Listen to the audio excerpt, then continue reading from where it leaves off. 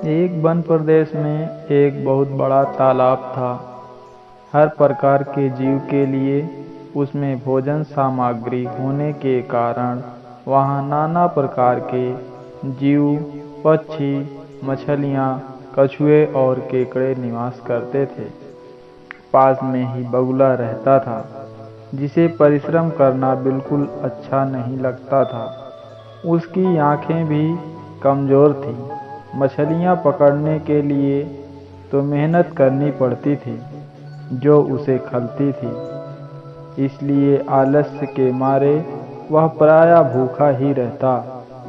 एक टांग पर खड़ा यही सोचता रहता कि क्या उपाय किया जाए कि बिना हाथ पैर हिलाए रोज भोजन मिले। एक दिन उसे एक उपाय सूझा, तो वह उसे आजमाने बैठ गया। बगुला तालाब के किनारे खड़ा हो गया और लगा आंखों से आंसू बहाने। एक केकड़े ने उसे आंसू बहाते देखा, तो वह उसके निकट आया और पूछने लगा, मामा, क्या बात है?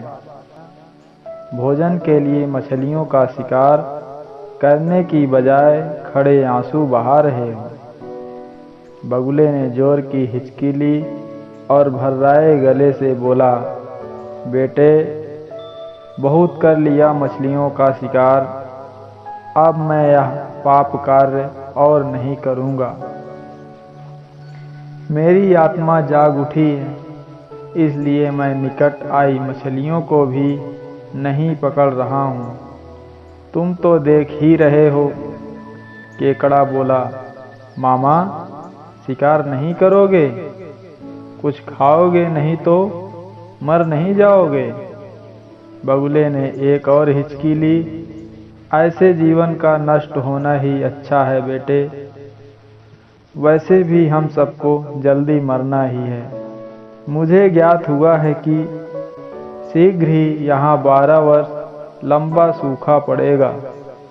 बगुले ने केकड़े को बताया कि यह बात उसे एक त्रिकालदर्शी महात्मा ने बताई है, जिसकी भविष्यवाणी कभी गलत नहीं होती।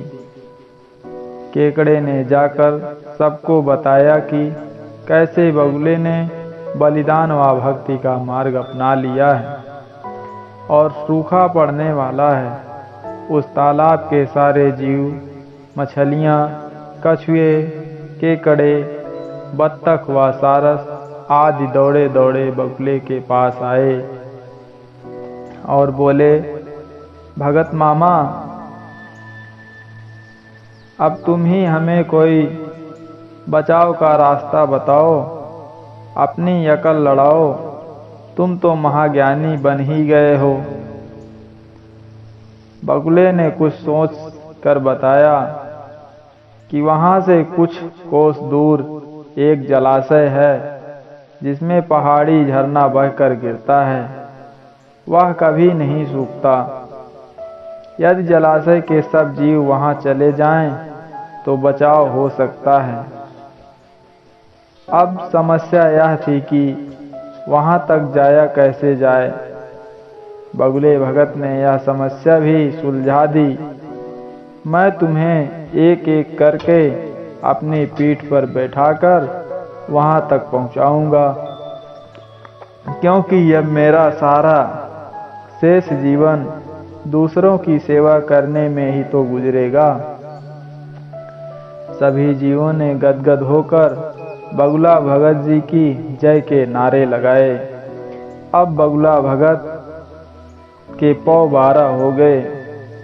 वह रोज एक जीव को अपनी पीठ पर बैठा कर ले जाता और कुछ दूर ले जाकर एक चट्टान के पास जाकर उसे उस पर पटक कर मार डालता और खा जाता। कभी मूड हुआ तो भगत जी 2 फेरे भी लगाते और 2 जीवों को चट कर जाते। तालाब में जानवरों की संख्या घटने लगी। चट्टान के पास मरे जीवों की हड्डियों का ढेर लगने लगा और भगत जी की सेहत बनने लगी। खा खा कर वह खूब मोटे हो गए, मुख पर लाली आ गई और पंख चर्बी के तेज से चमकने लगे।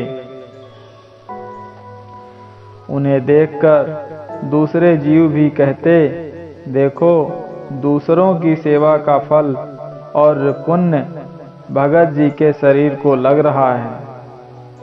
बगुला भगत मन ही मन खूब हंसता। वह सोचता कि देखो दुनिया में कैसे कैसे मूर्ख जीव भरे पड़े हैं, जो सबका विश्वास कर लेते हैं।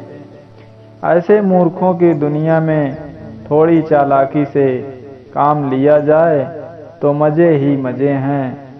बिना हाथ पैर हिलाए खूब दावत उड़ाई जा सकती है। बहुत दिन यही क्रम चला। एक दिन केकड़े ने बगुले से कहा, मामा, तुमने इतने सारे जानवर यहाँ से वहाँ पहुँचा दिए, लेकिन मेरी बारी अभी तक नहीं आई। भगत जी बोले, बेटा, आज तेरा ही नंबर लगाते हैं। आजा मेरी पीठ पर बैठ जा। केकड़ा खुश होकर बगुले की पीठ पर बैठ गया। जब वह चट्टान के निकट पहुंचा तो वहां हड्डियों का पहाड़ देखकर केकड़े का माथा ठनका। वह हकलाया, यह हड्डियों का ढेर कैसा? वह जलाशय कितनी दूर है मामा?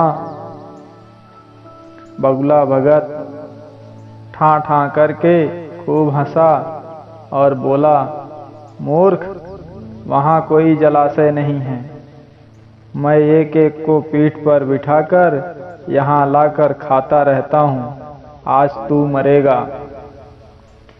केकड़ा सारी बात समझ गया। वह सिहर उठा, परंतु उसने हिम्मत न हारी और तुरंत अपने पंजे को आगे बढ़ाकर उसने दुष्ट बगुले की गर्दन दबा दी और तब तक दबाए रखी जब तक उसके प्राण पखेरु न उड़ गए। फिर केकड़ा बगुले भगत का कटा सिर लेकर तालाब पर लौटा और सारे जीवों को सच्चाई बता दी कि कैसे दुष्ट बगुला भगत उन्हें धोखा देता रहा। शिक्षा: किसी की भी बातों पर आंख मूंद कर विश्वास नहीं करना चाहिए। मुसीबत में धीरज और बुद्धिमानी से कार्य करना चाहिए। पंचतंत्र की अगली कथा अगले वीडियो में।